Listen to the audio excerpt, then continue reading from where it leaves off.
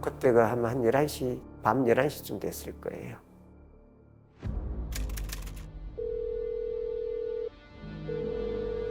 고객님의 전화기가 꺼져 있어 음성 사sam으로 연결됩니다. 애가 8개월 동안 내 전화를 받지를 않는 거예요. 그래서 뭐 어떡하겠어요. 애를 찾아간 그것이 계기가 되는 것이요. 뭐지? 아내와는 5년 전부터 별거 중인 상태예요. 별거 시작하고 준수는 엄마랑 둘이 살았거든요. 아빠는 아들을 찾아갔답니다. 별거한 뒤로는 와본 적이 없으니까 근 5년 만이네요. 밖에서 보니까 창문에 불이 켜져 있어요. 초인종을 눌렀죠. 근데 아무 대답이 없어요. 애가 안에 있긴 있는데 근데 문을 두드리니까 문을 열어주지 않는 거예요. 준수야, 준수야 문 열어. 너 거기 있는 거 다 알아. 안 열면 뜯고 들어간다. 뜯고 들어간다 그러는데도 그냥 꿈쩍도 안 하게 정말 신고를 했죠. 119 구조대와 경찰이 도착을 했습니다. 잠시 후 경찰이 집 안으로 들어서는데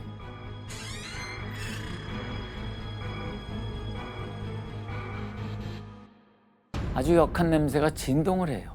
숨쉬기도 힘들 정도로. 둘러보던 경찰의 시선이 어딘가에 멈춥니다.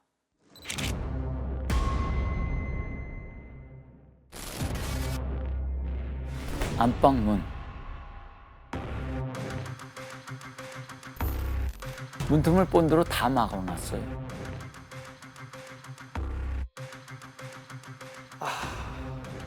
설마.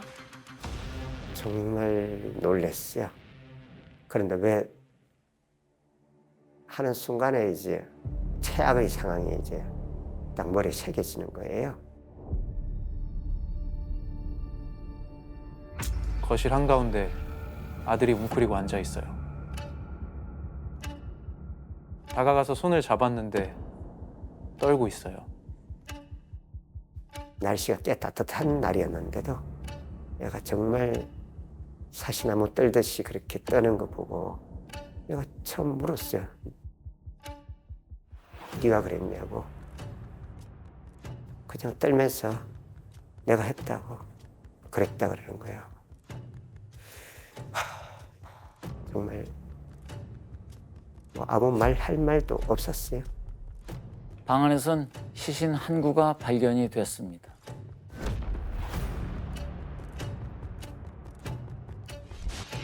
준수 엄마였습니다. 알아보기 힘들 만큼 부패한 상태였어요. 너무 끔찍하다. 순간 준수랑 눈이 마주쳤어요. 준수가 이렇게 말합니다. 아빠, 나 버리면 안 돼?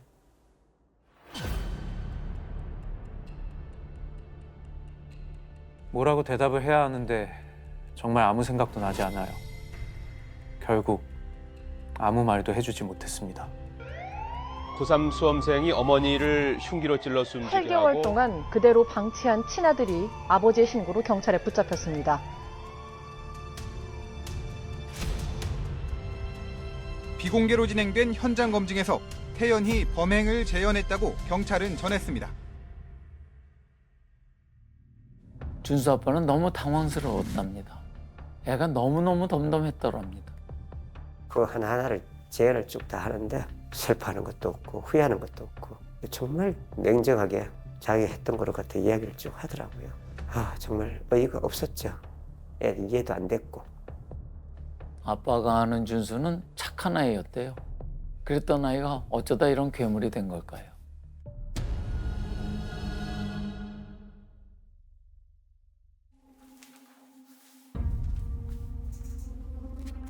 지금부터 준수 얘기를 들어보시죠.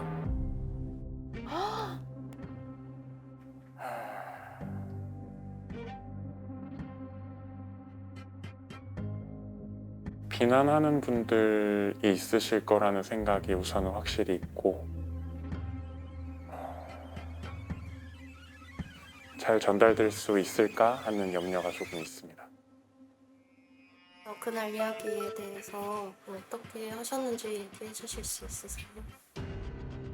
명확하게는 기억이 잘 안 나요. 먼저는 너무 무서웠고 그 다음으로는 죽기 싫다는 생각을 했어요. 그래서 이제 부엌에서 칼을 가지고 어머니 주무시는 안방으로 가서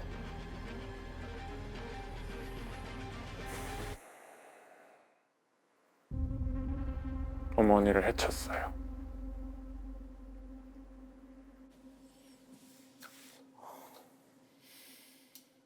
죽기 싫다라는 표현을 쓰셨거든요. 그건 아주 정확한 자기 심정인 것 같아요. 네. 근데 뭔가 모르게 한 발 들어가 보고 싶다는 생각이 나는 지금 드는데, 자, 이제 준수의 기억 속으로 들어갑니다. 준수가 본격적으로 공부에 매달리게 된 건 바로 이때였다고 합니다. 초등학생 영어 경시대에서 1학기에 처음 나갔을 때 장려상을 받았는데 그때 시상식 이제 오라 그래서 가는 지금도 기억나요. 그 나이대쯤 애들이 요로 이렇게 몰려 올라갔어요.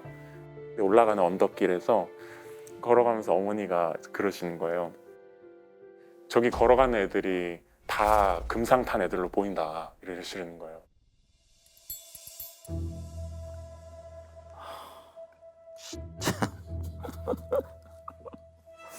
어우, 야, 어떻게 저렇게 비수 같은 말을 하셨을까? 네?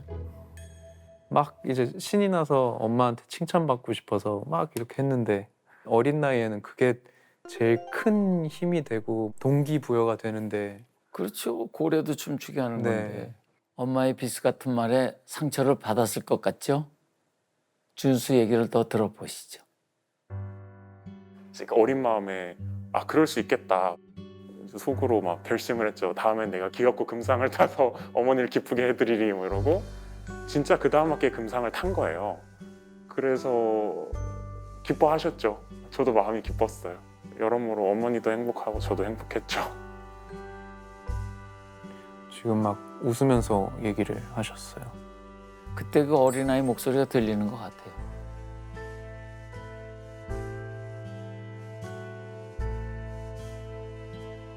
사실 많은 아이들이 이런 마음을 갖고 있지만 비극은 여기서부터 시작하는데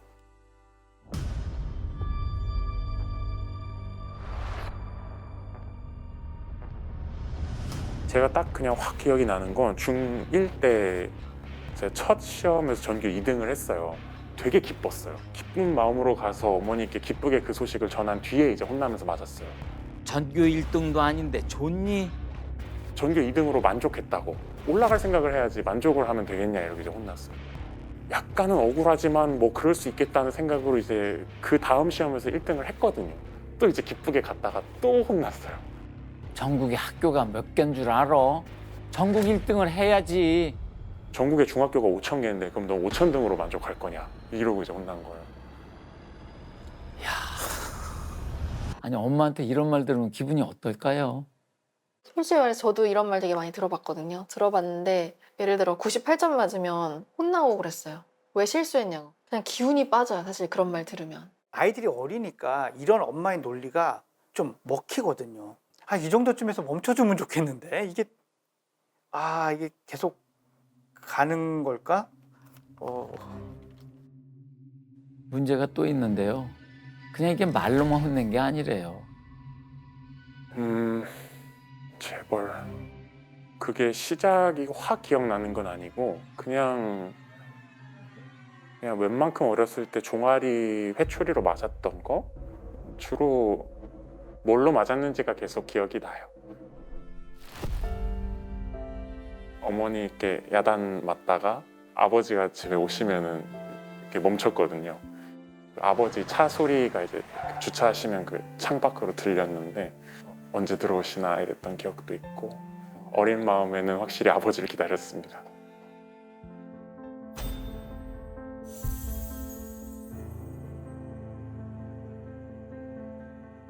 그냥 제게 있어서 어머니의 일관된 이미지는 완벽주의자, 약간 속된 말로 독한 사람, 대단하신 분인 건 확실합니다. 공부를 정말 좋아한 건 엄마였던 것 같아요. 늘 전교 1등이었대요. 문제는 외할아버지였어요. 공부시킬 생각이 없었거든요. 왜? 딸이니까. 여자라서 엄마는 낮에는 돈 벌고 밤에는 잠 안 자고 공부해서 결국 꿈에 그리던 대학에 들어갔어요. 어머니가 참 대단한 분이셨네, 어떻게 네. 보면 또. 대학 졸업하고 엄마는 일본으로 갔어요. 공부를 더 할 생각이었는데 거기서 아빠를 만났고 사랑했고 결혼했고 그리고 그 좋아하던 공부를 포기하게 돼요. 꿈까지 포기하고 선택한 결혼 생활은 그런데 순탄치가 않았어요. 결혼했는데 또 자기가 판단한 남편의 모습이 정말 아니었던 거죠. 툭 하면 싸웠어요. 한 번 싸우면 대여섯 시간씩 이어졌고요. 싸움이 길어지면 아내는 분을 못 이겨 쓰러지곤 했어요. 그럼 준수 아빠는 또 집을 나갔대요. 힘들면 나와버리는 거예요. 내가 못 견디가 집으로 나오고 뭐 안 들어갈 때는 뭐 한 달씩 안 들어갈 때도 있었고 그리고 내가 좋아하는 삶을 갖다가 그냥 방구 치고 술 마시고 하는 그런 삶들 그렇게 살았죠. 결국 두 사람은 이혼을 결심합니다. 근데 참 세상 일이 뜻대로 안 되죠. 법원에 가기로 한 바로 그날 아침이에요. 아내가 병원에 먼저 가세요. 이유는 짐작이 되시죠? 왜? 설마. 아이가 생겼습니다. 야, 준수가 생겼구나. 아이를 지우니 마니 그걸로 또 한참을 싸웠어요. 아이를 갖고 내내 싸웠다는 얘기 아닌가? 네. 태교가 부부싸움이었네. 그때 아들에 대해서 사랑이 없었죠. 애 나오면 헤어지기로 하고 애가 나왔으니까 애가 축복이라니 뭐 그런 말은 일단 거리가 먼 것이야. 그렇게 태어난 아이가 준수예요.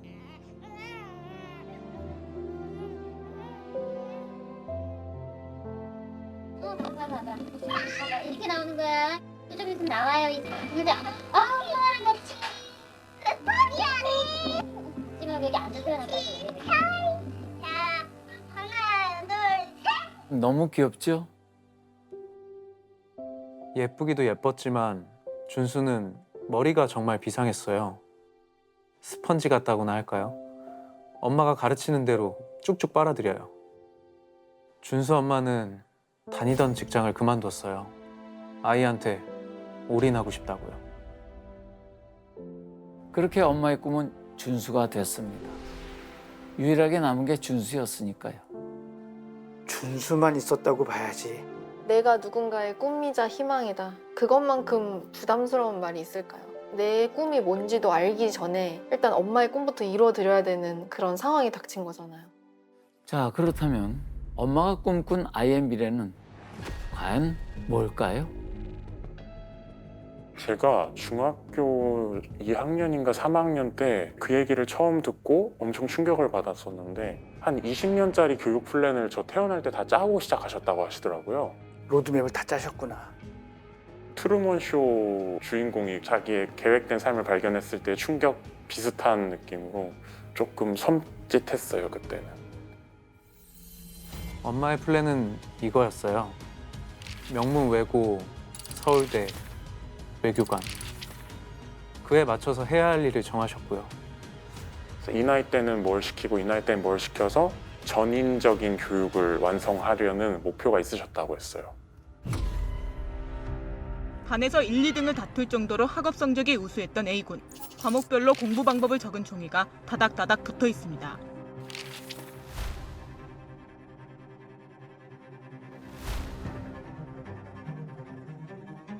이제 1년치 계획은 보통 탁상 다이어리에다가 좀 굵직한 것들은 그렇게 쓰고 한 달짜리 체크리스트가 있어요. 비포에다가 이렇게 줄 직접 그어가지고 표를 만들었거든요. 이날에는 이 중에 뭘 했는지 동그라미를 치면 되는 거예요. 국어, 영어, 수학, 운동, 독서, 신문 뭐 등등등등 이렇게 해서 몇 개 있고 그 다음에 하루하루씩 쓰던 계획표가 또 있어요. 숨 막혀.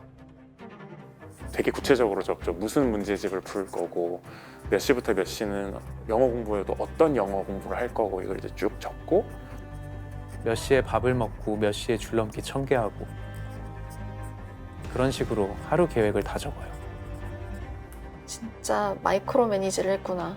그건 프로그래밍이네. 계획표가 아니고. 그쵸. 세상에. 그럼 이제 체크하면서 하루를 보내는 거예요. 이렇게 찍찍 그으면서. 하나씩 클리어할 때마다 찍 그으면서 체크, 체크, 체크. 올 클리어하면 쫙쫙 찢어서 버려요.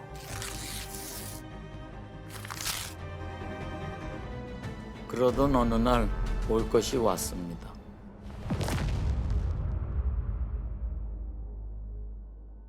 아빠가 집에 들어왔으면 좋겠냐 이렇게 물어보시더라고요. 아버지가 다른 여자분이 생기셔서 이제 아예 딴 살림을 차리셨다고. 엄마 목소리는 조금 기죽은 것처럼 들렸어요. 별로 놀랍지는 않았어요. 아빠랑 따로 산 지가 6개월이 넘었으니까요. 그 어린 나이에는 부모님이 거의 세상 같은 사람들인데 세상이 무너질 것 같은 그런 불안정함을 영향을 받는. 그렇죠. 기둥이 두 개가 막 흔들리니까. 아버지가 다른 여자가 생겼다는 소식을 들은 뒤로 약간 마음을 확 닫았던 것 같아요. 벽이 되게 굳건해졌어요. 그때 확 선 그었던 것 같아요, 마음속으로는. 그때부터였어요. 엄마의 공부 압박이 더 심해집니다. 좋은 학교 들어가서 네 애비한테 복수해야 된다. 너가 성공해서 아버지 없이 할 수 있다는 걸 보여주고 아버지는 나의 인생에서 한 게 없다고 말해줘야 된다. 어머니는 아버지에 대한 속상함이 커질수록 더 저한테 푸시를 하시는 거예요. 더 간절하게. 그때는 그렇게 생각한 적은 없는데 지금 생각하면 간절하셨던 것 같아요. 좀. 어느 순간부터 준수는 공부가 싫어졌다고 해요. 결국 엄마가 그토록 바라던 외고 입시에 떨어지고 맙니다. 어떤 일이 벌어졌을까요?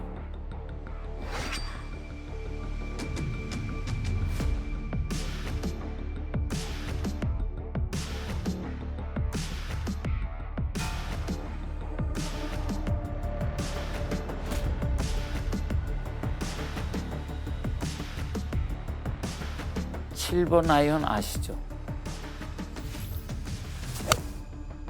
준수도 중학교 때 골프를 배웠어요. 성공하려면 골프 칠 줄 알아야 된다. 엄마 플랜에 따라서요. 그때 7번 아이언을 처음 잡았답니다. 외고 시험에 낙방한 뒤에는 7번 아이언이 매로 바뀌었습니다.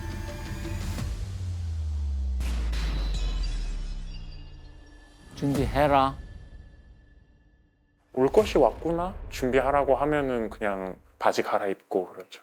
맞을 때 입는 바지가 있었어요. 와, 이거 뭐 진짜. 난 이건 너무 끔찍한데. 그 피에 좀 이렇게 아예 엉덩이 부분이 이렇게 피로 절어 있는 바지였는데 피나면 자꾸 바지를 버리잖아요. 빨아야 되고 막 이러니까 감당이 안 돼갖고 빈도가.